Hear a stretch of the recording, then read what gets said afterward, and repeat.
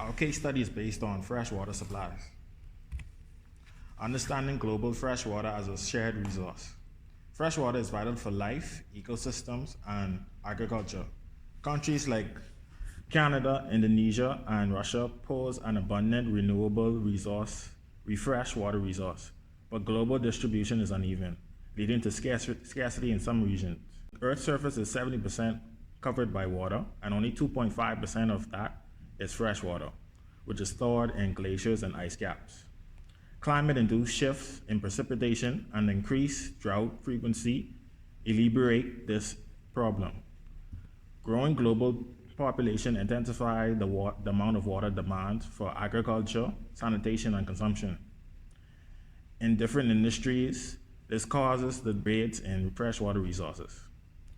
Freshwater serves industries in which they need for manufacturing and energy production, and clean water is vital for hygiene and health. Freshwater as a shared resource, often crossing political boundaries, necessarily needs international cooperation. Agreements and treaties transboundaries water issues and promote equitable access.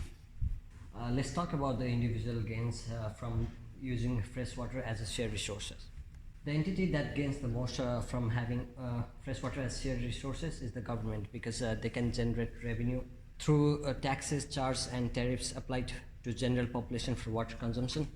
Also, countries like Canada, which have abundant freshwater resources, can export water to countries that are facing scarcity, generating revenue in the process, which can become a lucrative source of income for the government. Industrial water consumption. Industries, especially large ones, use significant amount of water for their operations, which can contribute to their productivity and output. One of that example is bottled water industry, which are one of the big players in the sector, because they take water from local resource and then package it, bottle it, and then sell it to the rest of the world. For example, Nestle is one of those companies that makes billions of dollars every year just extracting local water resources and then selling it in the market. Agriculture and farming. The big agricultural farms wield control over water resources so that they can maximize their yield and profit in return. Resource and extraction industries. Companies that are involved in resource and extraction, like mining and energy production, use large volume of water for their operation to increase their productivity, which might deplete the local environmental water source and sustainability. Overconsumption of fresh water at both locally and globally can have severe and far-reaching consequences, such as impacting ecosystem, human population, and environmental sustainability. When it comes to the impact on the ecosystem, we can have like an ecosystem disruption. Excessive water extraction can alter natural flow pattern in river and stream, affecting aqua habitat and the ecosystem. The depletion of water sources, like overusing fresh water for agriculture, industry, and municipal water supply, can lead to reducing the availability of water for future generation. And the impact on the human population. The vulnerability of marginalized community will not be able to afford fresh water, and they might end up using bad water that might impact their health. And the conflict over fresh water, we all know obviously that might end up like in a war like between two countries. And lastly, we have the environmental sustainability. Biodiversity loss can be affected by the overusing of those water for other purposes, and then it will not only affect the aqua ecosystem, but also all species that depend on those water. And addressing overconsumption of fresh water requires sustainable water management, practice efficient use of water resources, and international cooperation to ensure equitable access. It's essential to consider the social, economic, and environmental dimension to mitigate the long-term consequences on both local and global scales. So now that we understand the context of fresh water as a free shared resource, and we understand the individual gains as well as the long-term ramifications of overconsumption of this free resource, we can now create a causal loop diagram to visualize this concept.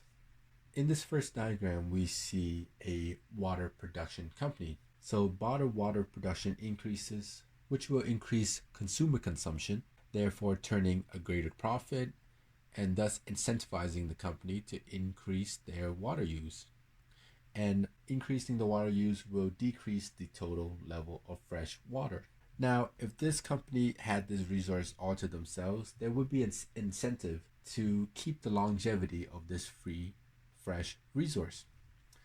However, because it is a free shared resource, bottle production company B will likely want to do the exact same thing.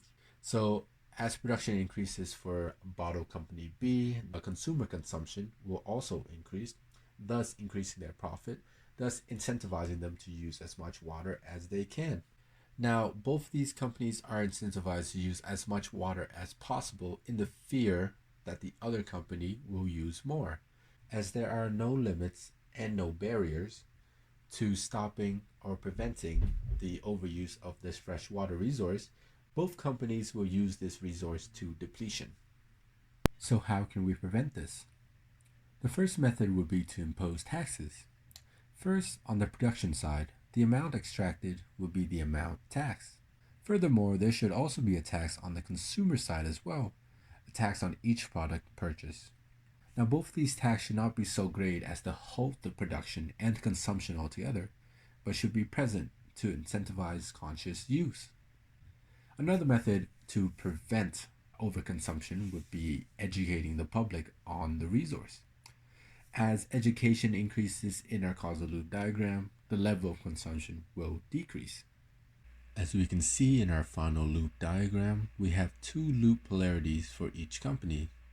A reinforcing loop that will continually and indefinitely increase if left unchecked, and a balancing loop imposed by the taxes on both consumer and production on the resource to keep said company in check.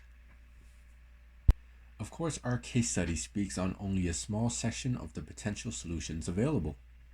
Alternate prevention methods not talked about in this video would be to increase the technological involvement. How can we use technology to either increase our effective use of water or use technology to uncover usable water from new sources? From the McKinsey & Company Global Corporate Water Footprint Report, they note that companies such as Texas Instruments has found a successful approach to collaborating with local and federal agencies to develop a comprehensive strategy that reduced treated water waste discharge from 175 million gallons per year down to less than 50 million. As water is key to human life, humanity and our relentless ingenuity will continually find ways to get water and to quench our insatiable thirst.